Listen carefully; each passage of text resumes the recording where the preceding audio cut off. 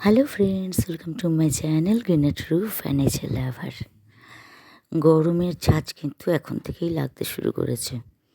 এখনও জানুয়ারি শেষ হয়নি, কিন্তু অদ্ভুতভাবে গরম চলে এসছে। এবার কিন্তু শীত প্রায় পড়লই না ধরতে গেলে। শীতের জামা কাপড় পরতেই লাগলো না। যাই হোক, সিজনটা চলে যাচ্ছে, তাই শীত চলে যাওয়ার আগে আমি আরও একটা গোলাপ গাছ কিন্তু আজকে কিনে নিলাম। কারণ গোলাপ গাছটা কিন্তু সারা বছর সেভাবে পাওয়া যায় না। শীতের সময়টা পাওয়া যায় আর বর্ষার সময়টা একটু পাওয়া যায়। তাই এই সুন্দর গোলাপটা লাল আর সাদা চিটচিট, এটা আমি অনেক দিন ধরে খুঁজছি। এই গোলাপটা আমি কিনে নিলাম। আর যেহেতু গরম আসছে, গরমকে ওয়েলকাম করি আর একটা জবার ভ্যারাইটি কিন্তু কিনে নিলাম। এই জবাটা পিঙ্ক, দেশি জবার মতো কিছুটা লাগলেও এটা কিন্তু দেশি ভ্যারাইটি নয়। যাই হোক, আমি নিজে আনিনি, গাছ দুটো হাজব্যান্ডকে দিয়ে আনিয়েছি, তাই বলতে পারবো না কী ভ্যারাইটি, যদিও আমার মনেও থাকে না। যাই হোক, এই পিঙ্কটা একটু আলাদা, লাইট পিঙ্কের ভেতর আবার ডিপ পিঙ্ক। যাই হোক, একটা ওয়েলকাম করে গরমকে জবা আর একটা শীতকে বাই বাই করতে আরও একটা গোলাপ গাছ। এবার কিন্তু আমি বেশ কয়েকটা গোলাপ গাছ কিনেছি। এতদিন আমার লাল গোলাপটাই ছিল। গোলাপ গাছগুলো অ্যাকচুয়ালি সুবিধা মতো পাচ্ছিলাম না, এবার পেয়েছি। আমি এই দুটো গাছ পেয়ে এতটাই আনন্দিত আজকে হয়েছি, বিশেষত গোলাপটা এত সুন্দর একটা গোলাপ যে আমি অন্যান্য সময় গাছ কিনে 2-3 দিন রেখে দিই ছাদে, তারপর বাসায় আসতে থেকে। কিন্তু আজকে আমার আর কিন্তু তর সইল না। আমি আনার সাথে সাথেই গাছ নিয়ে জল, মাটি, কাদা সব নিয়ে লাগাতে বসে পড়েছি। যাই হোক, মাটিটা কিন্তু আমি আগে বানিয়ে নিয়েছি। মাটি গার্ডেন সয়েল মোটামুটি 60%।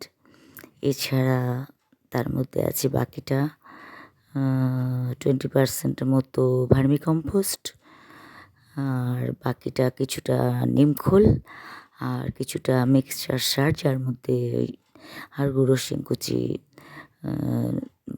বাদাম খোল ইত্যাদি সব দিয়ে মিশ্রণ একটা সার, যেটা মিক্স সার, সেই সারটা 2 মুঠ দিয়ে নিয়েছি। এই পুরো মিশ্রণটা বানিয়েছি।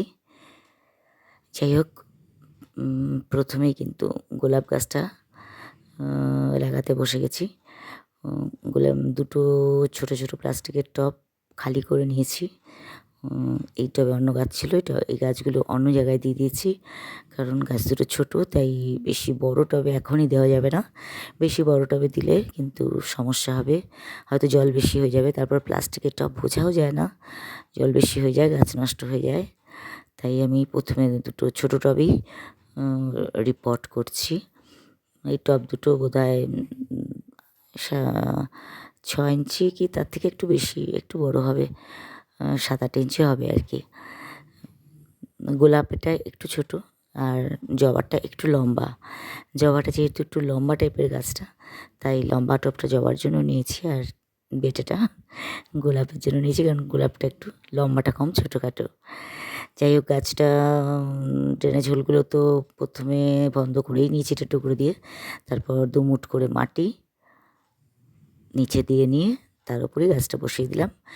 এর থেকে বেশি মাটি দেওয়ার দরকার নেই, কারণ ছোটো টব। 2 মুঠ মাটি দিয়ে তার উপর বসানোতেই যথেষ্ট হয়ে গেল। তারপর বাকি 4-5টা ভালো করে এই মাটির মিশ্রণ দিয়ে আমি কিন্তু চেপে খুব ভালো করে চেপে ঝাঁকিয়ে যাতে ভেতরে কোনো রকম ফাঁক না থাকে, কোনো রকম ফাঙ্গাস আক্রমণ না হয়, বসিয়ে দিলাম।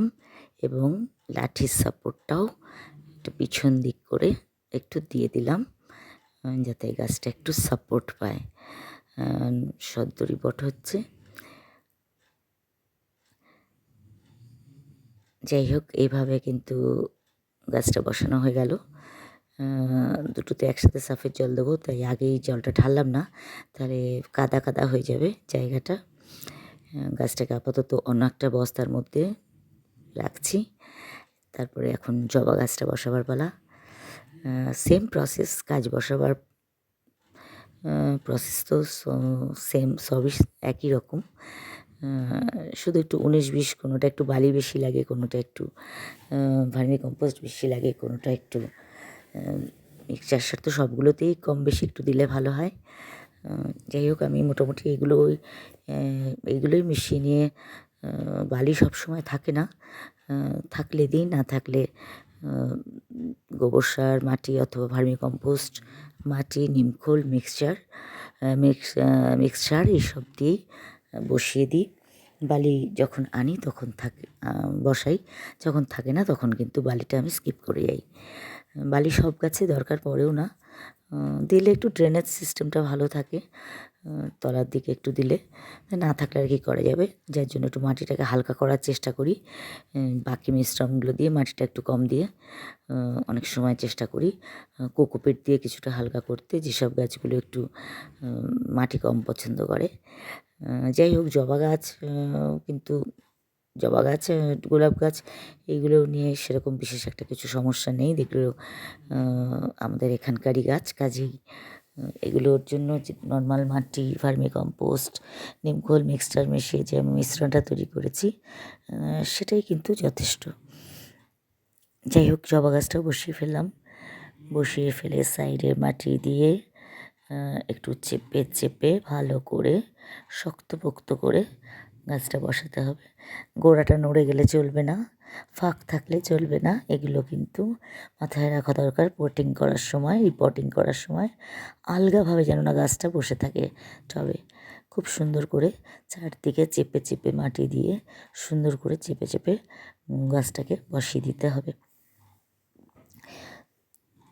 কারণ গাছ রিপোর্টিং করলে গাছ তো একটা শক পায়, তাই গাছটা যদি একটু আলগা থাকে তাহলে কিন্তু গাছটা মরে যাবে, দুর্বল হয়ে পড়বে। যাই হোক, আমার জবা গাছটাও বসানো হয়ে গেছে, এটারও পিছনে একটা লাঠি সাপোর্ট দিয়ে দিলাম। এবার দুটো গাছকে একসাথে সাফের জল দিয়ে দেবো বেশি করে। আজকে বেশি করে জল দেবো, তারপরে আর 2 দিন জল দেবো না। সাফের জল দিয়ে দিলেই কাজ শেষ। দেখুন, দুটো গাছকে কিন্তু আমি বসিয়ে ফেলেছি। ভিডিওটি যদি ভালো লাগে, আমার গোলাপ এবং জবা গাছ দুটো যদি ভালো লাগে, তাহলে please like, comment, share and subscribe my channel. আবার দেখা হবে পরের ভিডিওয়। আমি আমার একটা ক্যাকটাস আছে অনেক দিনের, সেইটার গা থেকে অনেকগুলো ছোট ছোট বেবি চারা মতো বেরিয়েছে আর কি। ওইগুলো ভেবেছি কেটে সব নতুন গাছ আমি তৈরি করব। ইদানিং গাছ বসাবার সাথে সাথে আমি কিন্তু ডাল কাটিং করে বা চারা হলে চারা নিয়ে বা গা থেকে যে সমস্ত গাছের বেরোয় সেগুলো করছি।